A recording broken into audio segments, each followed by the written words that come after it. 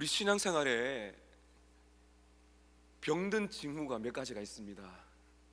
여러분 지금 해당되는 것이 있는지 한번 보세요. 기쁨이 없을 때가 많다. 꾸준한 영적인 성숙을 이루지 못하는 것 같다. 하나님의 사랑에 대한 열정이 식었다. 새로운 진리와 새로운 체험을 항상 찾아다닌다. 이런 경향이 있는 것은 CJ 매헌희 목사님은 십자가 중심으로 살지 않을 때 나타나는 징후입니다.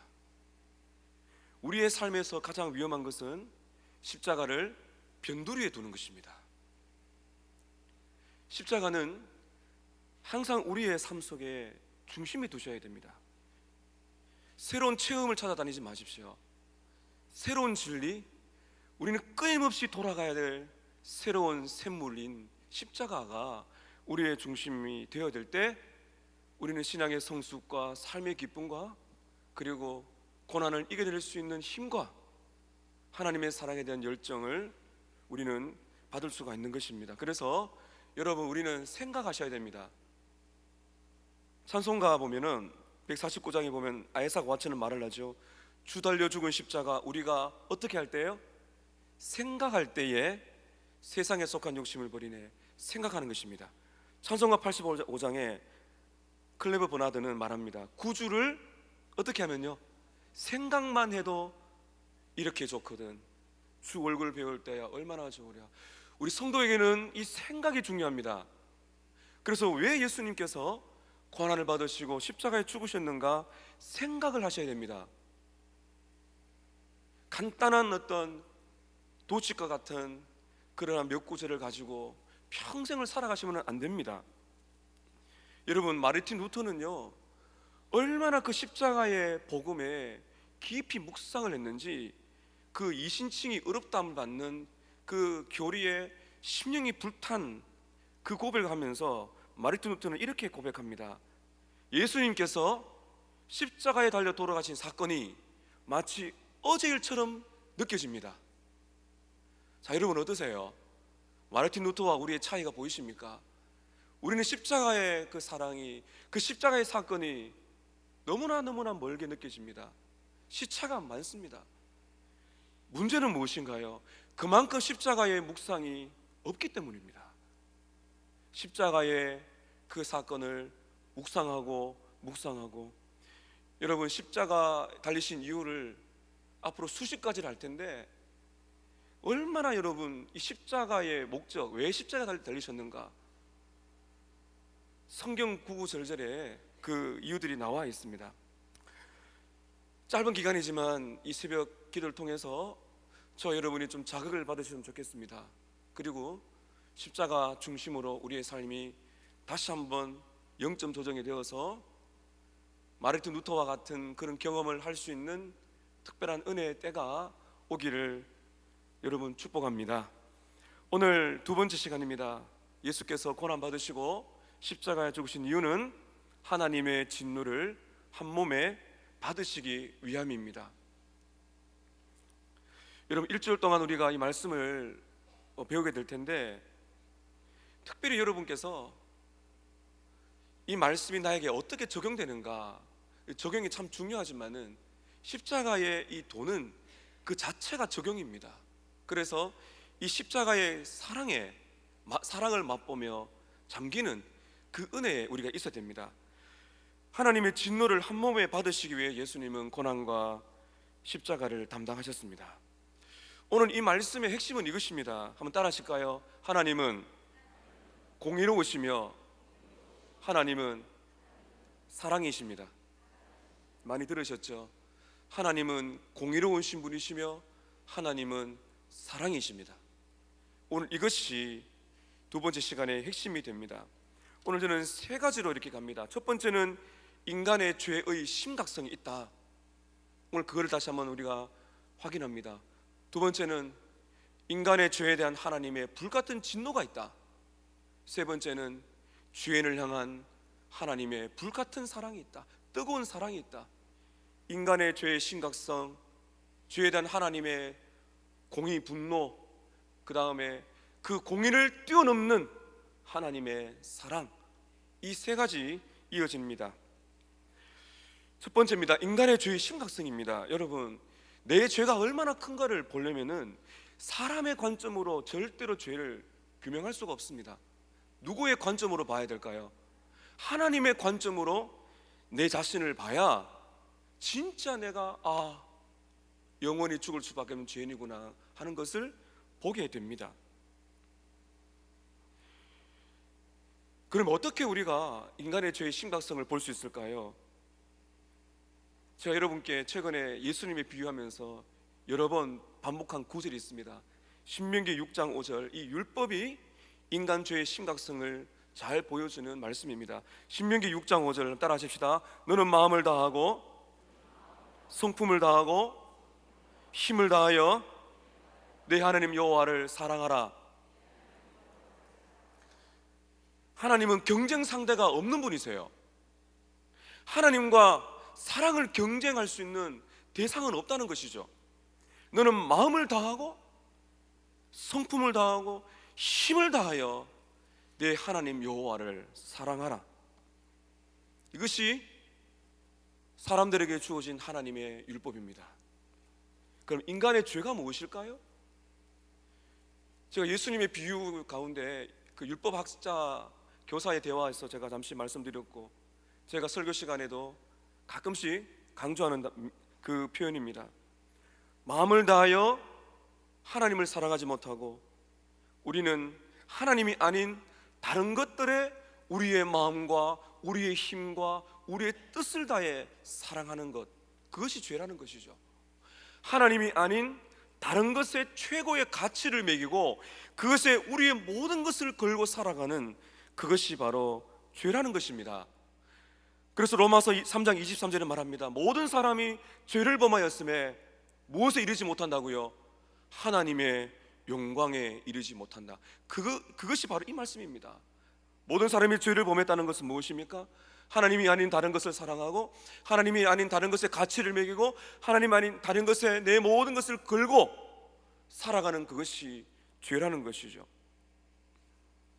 여러분, 사람은 가만히 있으면은 자기가 좋아하는 대상에 끌리게 되어 있습니다.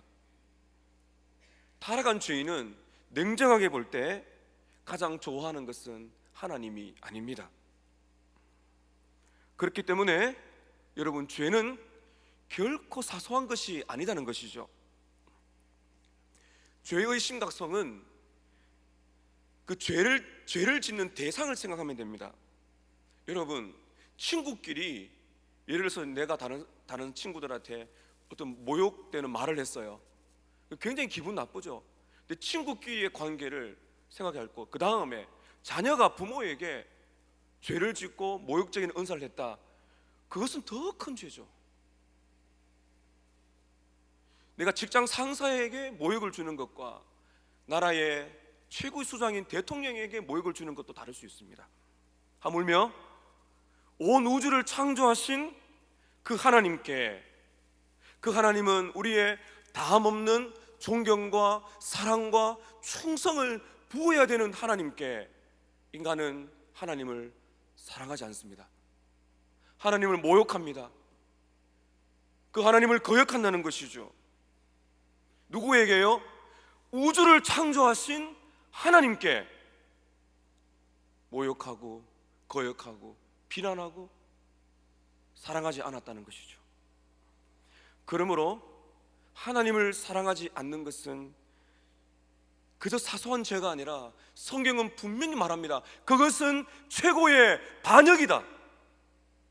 반역입니다. 그것 때문에 인간의 행복을 잃어버렸다는 것이죠. 오늘 말씀 두 번째입니다. 죄에 대한 하나님의 거룩한 진노입니다. 하나님은 죄를 못 본 채 하거나 대충 넘어갈 수가 없습니다. 여러분 자녀가 여러분께 심각한 아픔을 주고 죄를 졌어요. 그럼 부모가 절대로 넘어가면 안 됩니다. 여러분 그렇지 않습니까? 이 나라의 법이 그냥 못 본 척하고 덮어놓고 넘어가 버리면은 그것은 공의가 안 되죠. 만약 하나님께서 그 죄를 처벌하지 아니하시고 그냥 넘어가신다면 하나님은 하나님이 될 수가 없어요. 하나님께서는 반드시 그 죄를 벌하시고 그 죄인에게 형벌을 내리셔야 됩니다. 여러분, 인간의 재판관도 시각관 죄 앞에서는 공의로운 판단을 내려야 그 나라가 사는 것입니다. 그렇기 때문에 로마서 6장 23절은 말합니다. 죄의 삭은 사망이라. 에스겔서 18장 4절에 범죄하는 영혼은 죽으리라. 하나님께서는 죄에 대한 거룩한 분노를, 진노를 반드시 품으셔야 됩니다. 그렇게 하지 않는다면 하나님은 하나님의 명예가 땅에 떨어지게 될 것이고 온 세상은 거짓과 불의가 판을 치는 세상이 될 것입니다. 갈라디아서 3장 10절에 이렇게 바울은 말합니다. 무릇 율법 행위에 속한 자들은 저주 아래에 있나니 기록된 바 누구든지 율법책에 기록된 대로 모든 일을 행하지 아니하는 자는, 하나님의 말씀대로 행하지 아니하는 모든 사람들은 저주 아래에 있는 사람이다. 결론은 무엇입니까? 저와 여러분은 저주 아래에 있다는 것이죠.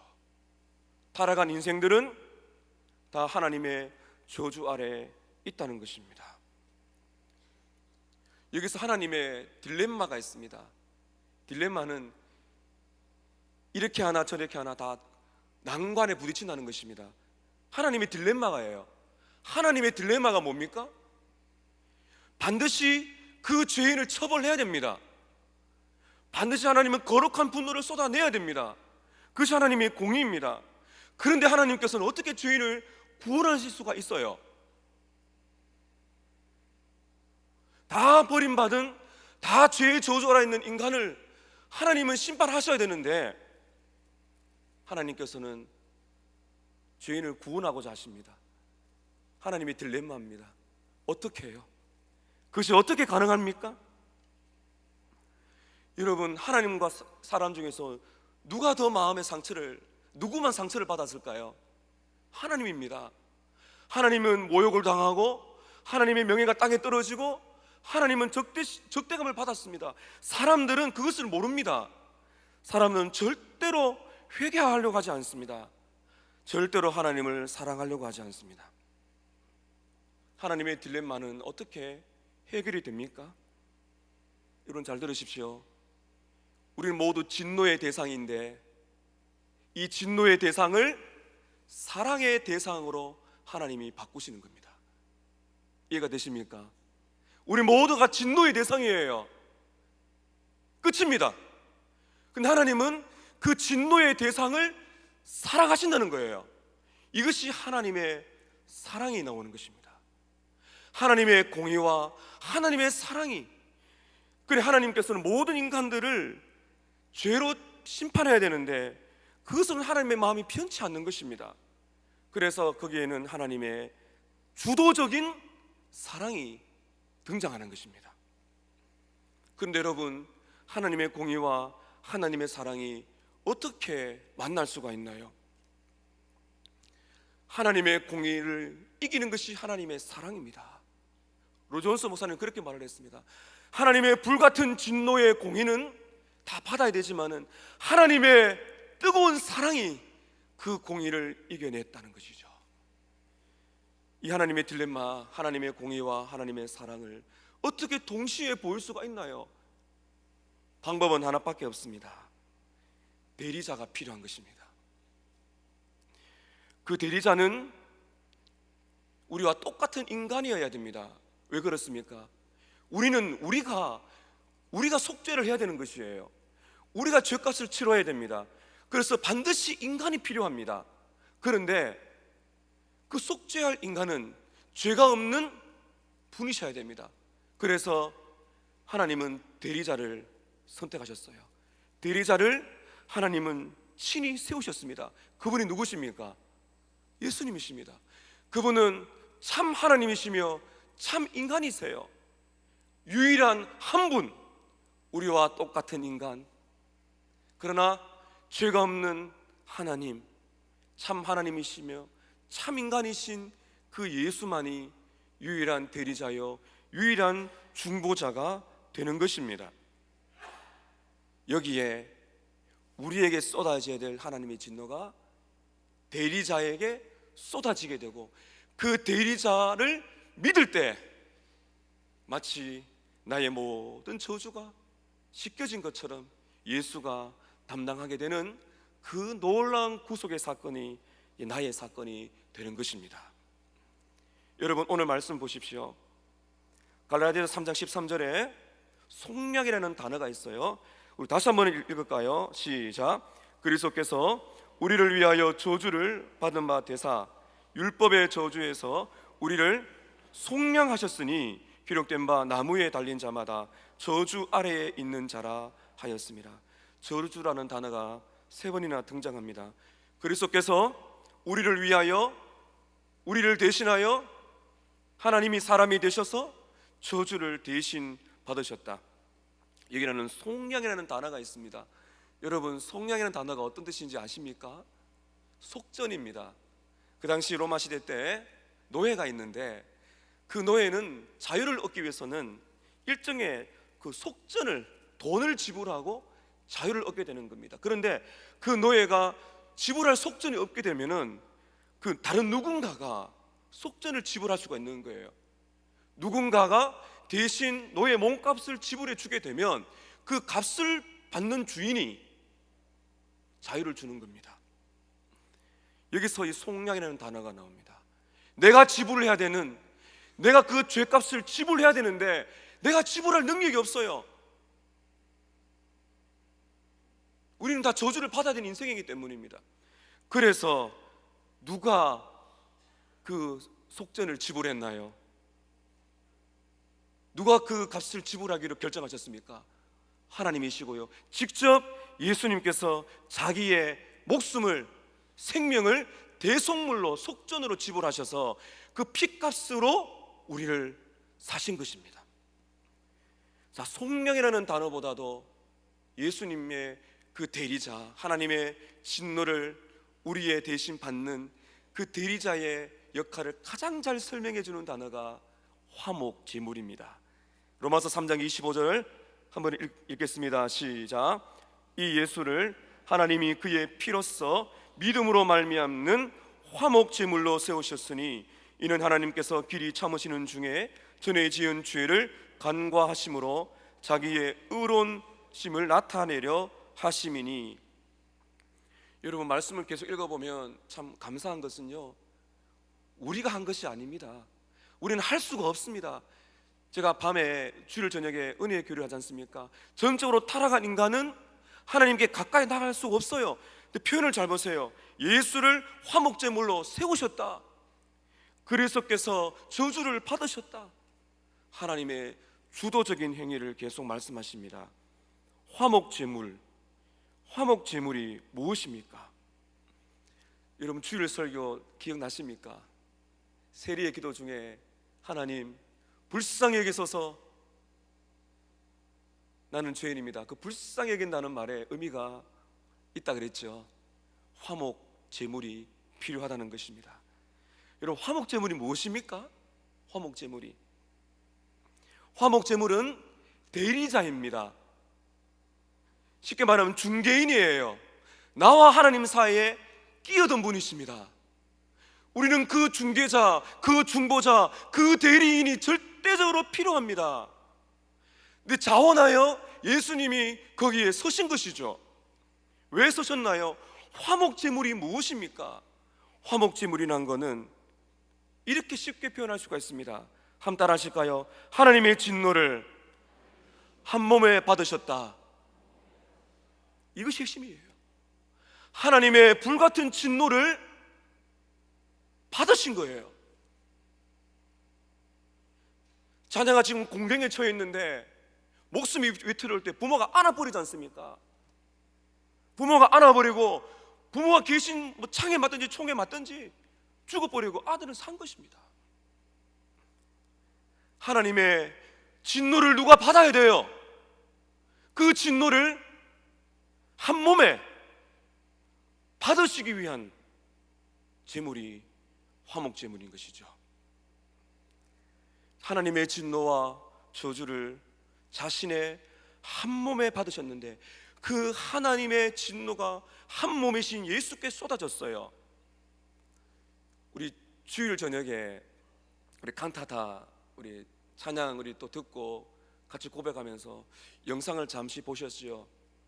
예수님이 왜 그렇게 고뇌하시고요, 그 겟세마네 동산에서 왜 그렇게 피땀 흘리시면서 통곡하며 우시면서 왜 이 진노의 잔이거든요, 하나님의 진노의 잔을 지나가게 해주십시오, 왜 그러셨을까요? 죽으러 오셨는데요. 이상하지 않습니까?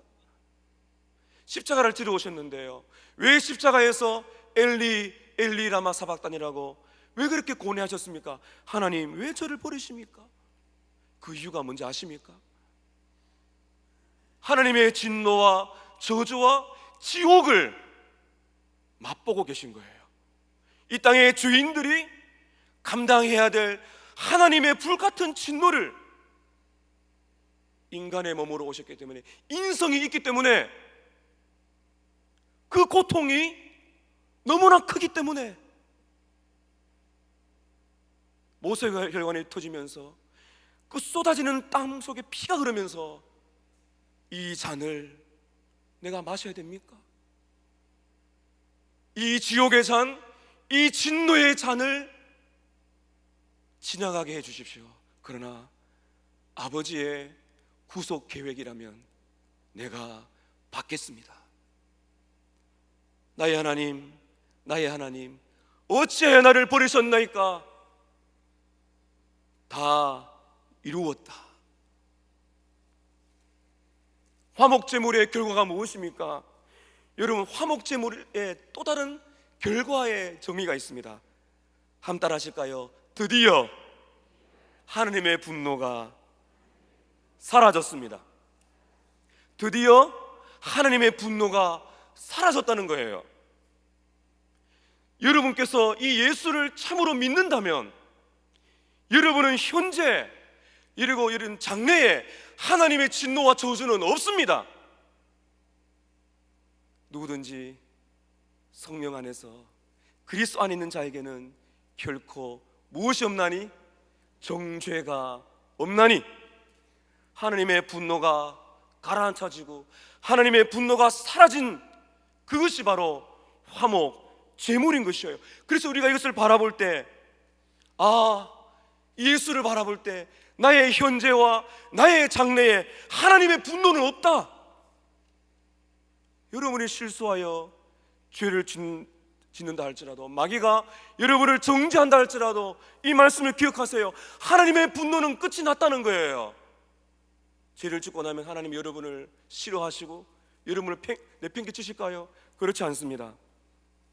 우리가 화목제물 되신 주님을 바라보게 되면 영원히 선하시고 영원히 자비로우시고 영원히 용서하시는 약하고 부족한 이 죄인을 오늘 또 받아내셔서 나는 죄인입니다 고백할 때 어서 오라고 말씀하시는 그 십자가가 열려있다는 것을 우리가 보게 되는 것입니다. 그러므로 사랑하는 성도 여러분, 우리의 죄가 대단히 심각했다는 것과 우리의 죄를 향하여 겨누고 있는 하나님의 불같은 진노가 사소하지 않다는 것을 우리는 여러분 알아야 됩니다. 우리는 하나님을 사랑하지 않았지만은 하나님께서는 사랑하셔서 하나님의 그 사랑이 하나님의 공의를 이기셨어요. 이것을 알 때 이제 우리는 드디어 이 고백을 하는 것입니다. 오늘 본문 마지막에 요한일서 4장 10절 함께 읽습니다. 시작. 사랑은 여기 있으니 우리가 하나님을 사랑하는 것이 아니요 하나님이 우리를 사랑하사 우리 죄를 속하기 위하여 화목제물로 그 아들을 보내주셨습니다. 사랑은 여기 있으니 우리가 하나님을 사랑한 것이 아닙니다. 하나님께서 우리를 사랑하시고 주도적으로 사랑하셔서 우리의 죄를 속량하시기 위하여 화목제물로 그 아들을 보내사 모든 진노를 담당하게 하셨습니다. 사랑은 여기에 있으니 내가 하나님을 사랑한 것이 아니라 하나님이 나를 사랑하셨다. 그때 여러분 우리는 세리와 같은 고백을 하게 되는 것이죠. 하나님, 불쌍히 여기소서 나는 죄인입니다. 디모데전서 1장 15절에 보면 바울이 이렇게 말을 합니다. 그리스도 예수께서 죄인을 구원하시려고 세상에 임하셨다 하였도다. 나는 죄인 중에 괴수니라. 여러분, 현재형입니다. I am the foremost. 나는 죄인의 우두머리입니다. I am. 과거가 아니에요.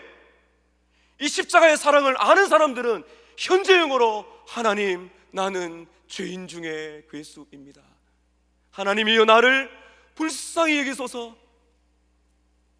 나를 불쌍히 여기소서. 그때 이 고백이 깊어지고 십자가가 가까워질 때 마르틴 루터와 같이 예수의 십자가 사건이 어제 일처럼 생생한 그 감격으로 우리가 살아갈 수 있는 참된 신앙의 성숙에 이르게 되는 것입니다. 오늘 이 사랑, 이 구주의 이 사랑을 오늘 여러분 누리시고, 오늘 한종일 나는 구주가 필요합니다, 나는 죄인 중에 괴수입니다, 화목제물 되시는 주님을 찬양하시는 여러분의 삶 되시기를 주님의 이름으로 축복합니다.